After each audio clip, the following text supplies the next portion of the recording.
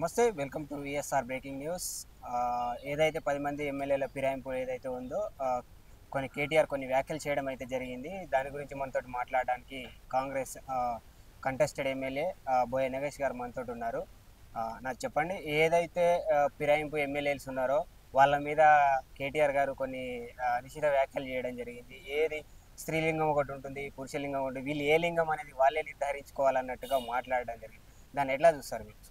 కేటీఆర్ గారికి మీ ద్వారా అదేవిధంగా యావత్తు తెలంగాణ ప్రజల ద్వారా సూచించడం ఏంటంటే, గతంలో కూడా కాంగ్రెస్ నుంచి మా 17 మంది ఎమ్మెల్యేలు మీరు తీసుకున్నప్పుడు మరి ఆ రోజు నీ కళ్ళు మూసుకుపోయినావా, నువ్వు నిద్రలు ఉన్నావా?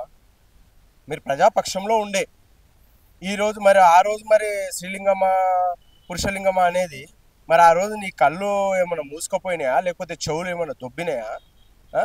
నీకు నీ ఇష్టం ఉన్నట్టు కండ కావరంతో ఏది పడితే అది మాట్లాడితే ఊకుంటారా?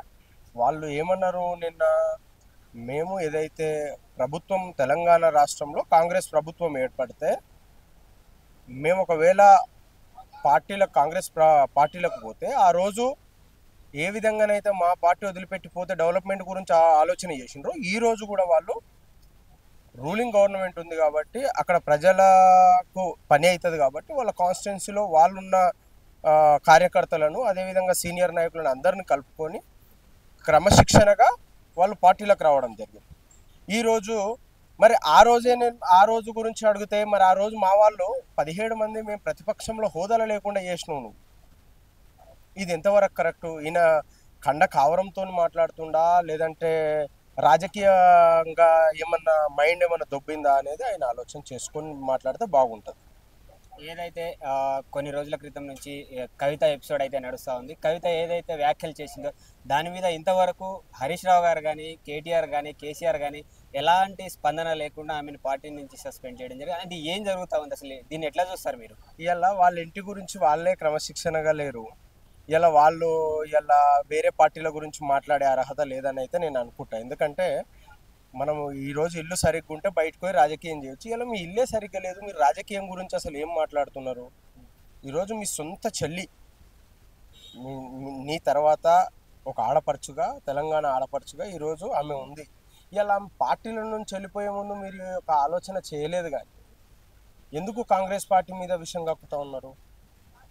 హరీష్ రావుని పిలవండి, కవితమ్మని పిలవండి, సంతోష్ రావుని పిలవండి, అదేవిధంగా సంతోష్ రావుని అందరిని పిలిచి కూర్చొని అసలు మీ పార్టీ ఎలా ముందుకు తీసుకుపోవాలి, ప్రజలకు ప్రతిపక్షంలో ఉండి మీరు అసెంబ్లీకి వచ్చి కొట్లాడేది పోయి మీరు ఇలా ఎవరి మీద పడితే వాళ్ళని విమర్శలు అంటే అది ఒక రాజకీయము ఏదైతే ఉందో అది వదిలిపెట్టిన తర్వాత వీళ్ళకు అసలు నిద్ర పట్టట్లేదు.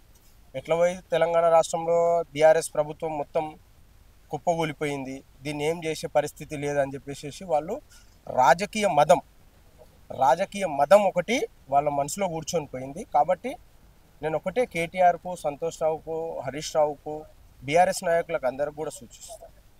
ఆ రోజు ఏ విధంగా అయితే డెవలప్మెంట్ కోసం మా దగ్గర ఉన్న కాంగ్రెస్ ఎమ్మెల్యేలు మీ దగ్గరకు వచ్చిండ్రో ఈ రోజు కూడా బీఆర్ఎస్లో ఉన్న ఎమ్మెల్యేలు మేము తలుచుకుంటే బీఆర్ఎస్ పార్టీ మీ నలుగురు తప్ప అందరు ఎమ్మెల్యేలు మేము తీసుకోవచ్చు. కానీ మా పార్టీ సిద్ధాంతం కానీ మా పార్టీ నాయకత్వం కానీ అలాంటి నిర్ణయాలు తీసుకోదు. ప్రజలు ఏకగ్రీవంగా ఎన్నుకున్న పార్టీ కాంగ్రెస్ పార్టీకి ఎవరన్నా వచ్చేవాళ్ళు ఉంటే బీఆర్ఎస్ నుంచి కానీ బీజేపీ వాళ్ళకు గాంధీ భవన్లో మేము వెల్కమ్ చెప్తాం. మీలాగా మేము డబ్బులు ఇచ్చి, సంచులు ఇచ్చి, బంగారం ఇచ్చి, భూములు ఇచ్చి మేము ఏ ఎమ్మెల్యేలను కూడా కొనలేదు.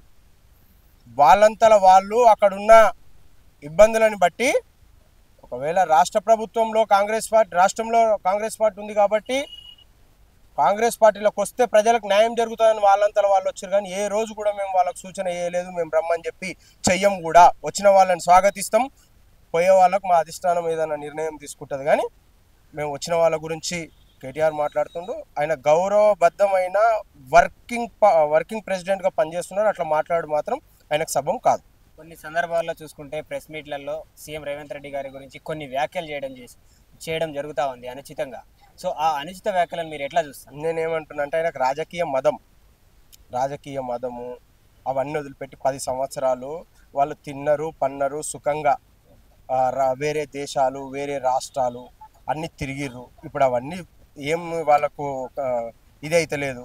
కాబట్టి వాళ్ళకి ఇవన్నీ కోల్పోయిన బాధతోనో ఆక్రోషంతోనో ఆవేదనతోనో వాళ్ళు ఇలా మాట్లాడుతూ ఉన్నారు. రేవంత్ రెడ్డి గారు కానీ మా మంత్రివర్గం గురించి కానీ మా పార్టీ గురించి గారికి వాళ్ళకు మాట్లాడే అర్హత లేదు. ఈరోజు దాదాపు 20 నెలలు పూర్తయిన సందర్భంగా మీకు కూడా నేను ఒక సూచన చేస్తున్నా. ఎవరన్నా సీఎం ఇంటి నుంచి పాలన చేసిన గౌరవ ముఖ్యమంత్రి ఎవరైనా ఉన్నారంటే అది మా గౌరవ ముఖ్యమంత్రి రేవంత్ రెడ్డి గారికే చెందుతుంది. మీకు కూడా తెలుసు ప్రజలు ఏ విధంగా మాట్లాడుకుంటారు బయట. మీరు వచ్చినప్పుడు మిగులు బడ్జెట్ ఉండే, ఈరోజు మీరు పోయినప్పుడు బడ్జెట్ మొత్తం ఖాళీ చేసిపోయినరు. కానీ అయినా సరే కోట్ల అప్పుడు వేరే దేశాల నుంచి విదేశాల కంపెనీల పెట్టుబడులు తీసుకురావాలని చెప్పి 18 గంటలు కాదు, నాకు తెలిసి ఆయన 20 గంటలు కూడా కష్టపడతా ఉన్నాడు. ఇప్పుడున్న పరిస్థితులల్లో ఇలా యంగ్ ఇండియా, స్పోర్ట్స్ ఇండియా, అదేవిధంగా ఇక్కడ ఉన్న సన్న బియ్యం పంపిణీ, 6 గ్యారంటీలలో ఉచిత బస్సు, అదేవిధంగా 200 యూనిట్ల కరెంటు, ఆర్టీసీ బస్సు, ఇవన్నీ మీకు ఎవరు తలుపు తట్టి చెప్తలేరా? ఎందుకంటే మదం ఎక్కి మాట్లాడితే మీ ఇష్టం ఉన్నట్టు మాట్లాడితే కాంగ్రెస్ వాళ్ళు ఊకుంటారు అనుకుంటారా? ఖచ్చితంగా కాంగ్రెస్ పార్టీకి మంచి భవిష్యత్తు. మేము చెప్పం వాళ్ళలాగా కాలర్లు ఎగిరేసుకొని గుండాగిరి రౌడీగిరి. ప్రజలు ఎన్నుకున్న ప్రభుత్వం ఇది.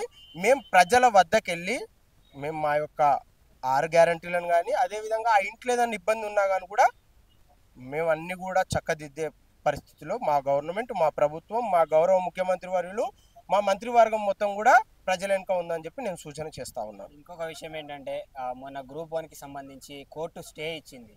ఆ స్టేకి సంబంధించి బీఆర్ఎస్ నాయకులు మాట్లాడుతూ కాంగ్రెస్లో ఉన్న ఒక మంత్రి 3 కోట్లు అడిగి ఆ గ్రూప్ 1కి సంబంధించి 3 కోట్లు అడిగారు ఒక పోస్ట్కి అని చెప్పేసి వాళ్ళు వ్యాఖ్యానించడం జరిగింది కొంతమంది నేతలు. దాన్ని ఎట్లా చూస్తారు? అది వాళ్ళ బుద్ధి.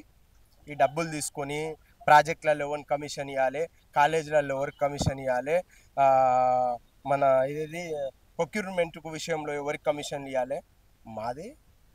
మా శాఖ ఇంకా కూడా సీఎం గారి దగ్గర ఉంది.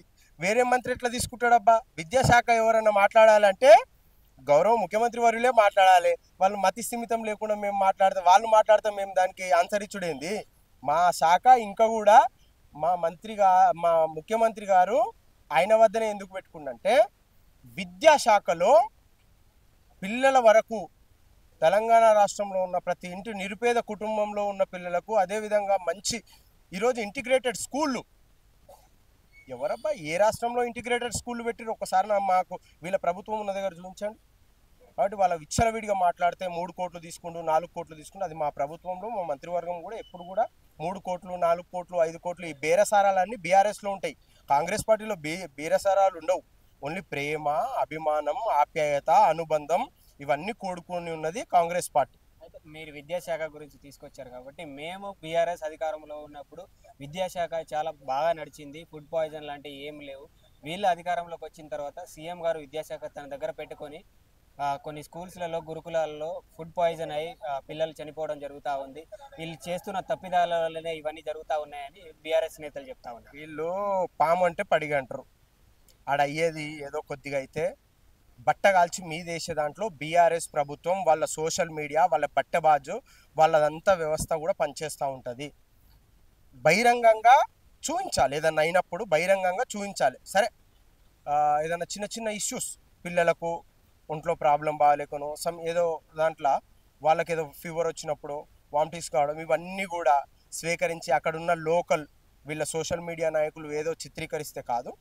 ఒకవేళ నాకు తెలిసి మా ప్రభుత్వం వచ్చినాక అట్లా అయి ఉంటే మా సీఎం గారి దగ్గరనే శాఖ ఉన్నప్పుడు ఖచ్చితంగా ఎట్టకేలకు దాన్ని రూపకల్పన చేయాలనేది ఆయన ఆశయం. ఇలా ఆ శాఖనే ఆయన ఎందుకు పెట్టుకుంటూ వేరే శాఖలు పెట్టుకోవచ్చు కదా? ఎందుకంటే తను ఎట్లయితే ఆ రోజులలో చదువుకొని ఈరోజు ఇంత పెద్దవాడయిండో అక్కడున్న ఇబ్బందులను సమస్యలను అక్కడున్న మంచి చెడ్డలను అన్నీ ఆయన తెలుసు కాబట్టి ఆ శాఖ ఆయన దగ్గర పెట్టుకుంటూ ఇవన్నీ తప్పుడు ప్రచారం చేయాలంటే మేము కూడా మీ మీద మీరు ఇంట్లోకి వెళ్ళినప్పటి నుంచి పండుకునే వరకు మస్తు తప్పుడు ప్రచారం చేయొచ్చు. నేను ఇంకోటి కూడా సూచన చేస్తా ఉన్నా, మీరందరూ కూడా ముద్దాయిలు. Subscribe us and press the bell icon for more interesting updates.